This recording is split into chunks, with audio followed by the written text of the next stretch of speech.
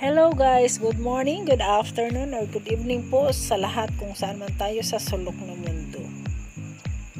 Ngayong araw na to, dadalhin ko kayo sa garden ko kung saan doon yung aking native pichay.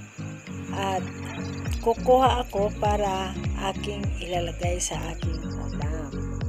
Kaya lang, syempre naman, bago ko kayo ito, kung bago ka lang sa akong channel, ayan, may like dyan, like naman. At syempre, huwag kalimutan, ayan, share na. Para makikita sa lahat ng mga friends nyo kung anong mga nakikita at nalalaman nyo. At syempre, huwag kalimutan, subscribe dyan. Ayan, pindutin na. At may bell sa gilid. Diretso na. Hit na yung all sa itaas para ma-notify kayo sa lahat ng mga bagong videos na i-upload ko. Ngayon guys, dahil tapos na tayo,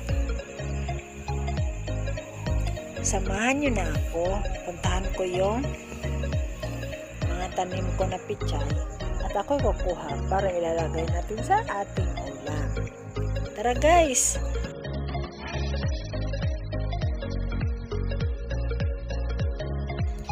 Ayan, mayroon akong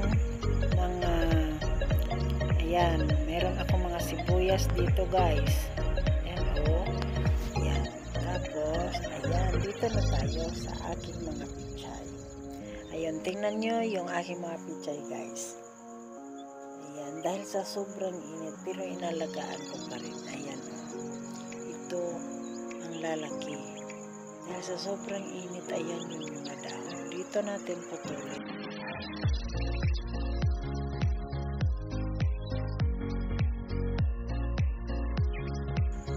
Napakainit guys, kaya ganito ang nangyari.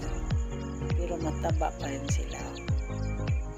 Kaya lang pagtanghali, ayan yung mga dahon talaga. Ayan, tapos ito rin. Tanggalin din natin ito. Ayan, ang tataba nila guys, kaso lang pagtanghali talaga yung kanilang dahon ay ayan. Tignan nyo guys, ang ganda pa naman sana ng aking mga pichay. Tapos ayan, meron din tayo ditong saging at saka kalabasa. Ayan yung kalabasa, pinagapang ko na lang guys para ayan, malaki ang space niya. Ito yung mga sibuyas natin. Ayun, mayroon din akong mga kamatis guys. Ayan. Ayan, marami akong malunggay kasi yung malunggay ay napaka-importante. Ayun, dumating yung tagabantay ko lalo na paggabi. Yan, sumasama yan sa akin pagpupunta ako sa aking garden guys. Sa gilid pa lang ng aking pintuan ay meron ng malunggay kasi itong malunggay ay napakalaking tulong at mahilig ako sa gulay na nalagyan ng malunggay. Meron din ako cassava. Ayan. Ayun, marami talagang malunggay doon. Sa kabila may malunggay din. Meron akong kamatis. Yung hindi talaga mawawala itong kamatis natin. At saka meron din akong langka. Yan. Yung langka na yan ay maganda ang klase niyan. Kaya yan, nilagay ko agad dyan para kung sakali man ay magkakaroon tayo na bunga ng ating langka. Yan, hindi din makawala itong kamatis natin. Inalagaan ko rin itong bote kasi mahilig talaga ako sa kamatis. Ayan, mayroon akong saging para paglaki ng ating saging ay makuha pa rin tayo ng bunga. At syempre hindi makawala, nilagay din ako ng upo. Meron akong upo na nalagaan. Ayan, nilagay ko lang siya sa gilid para malaki ang space na makukuha na.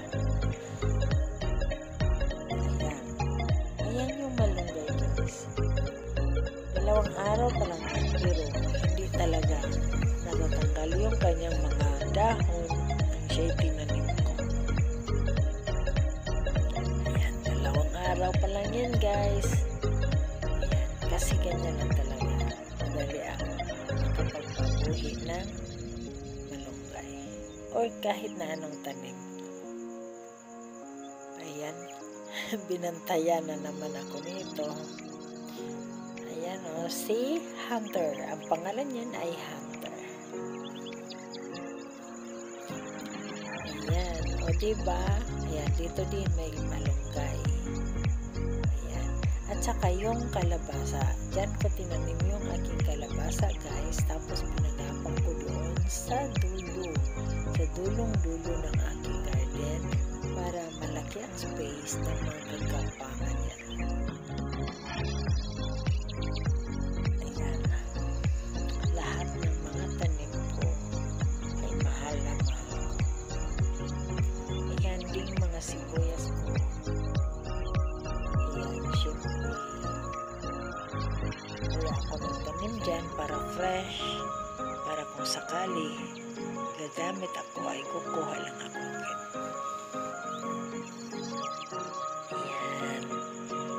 Siyempre, ayan yung alugbati. Ayan, meron din saluyot. Hindi ko naman siya tinanim. Biglang may nabuhay dyan, kaya dyan na siya. Ayan yung ating bakay na kukuha na pichay. Pero mas maganda sana guys. Ito nakaganito yung pichay niya.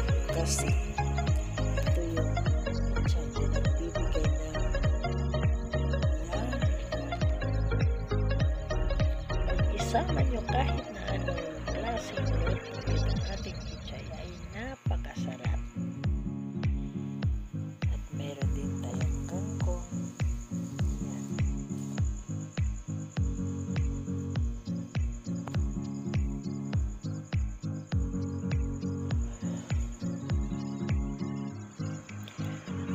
Diyan gumapang yung ating kalabasa. Ayan.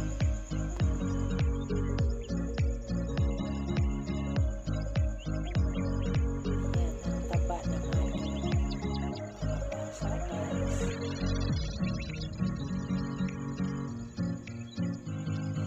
Diniligan ko yan tuwing umaga at sa hapon.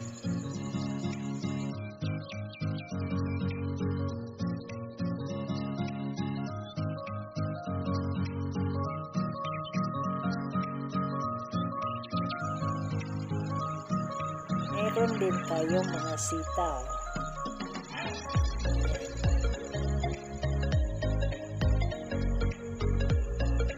Kaya, kompleto na itong garden ko. Kahit maliit lang.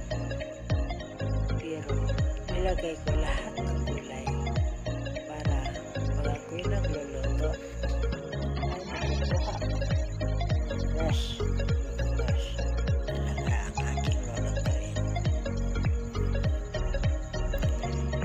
Siyempre, dahil mahilig ako sa maanghang, nagtanim din ako ng sili. Kaya, kung mangailangan ako ng pampangang, ay meron kagad ako ng sili. At hindi makawala yung ating okra. Kasi yun ay nagpapaganda. Kaya, magtanim ka na rin kayo ng native pichay. Para yun ay may makuha kaagad tayo ng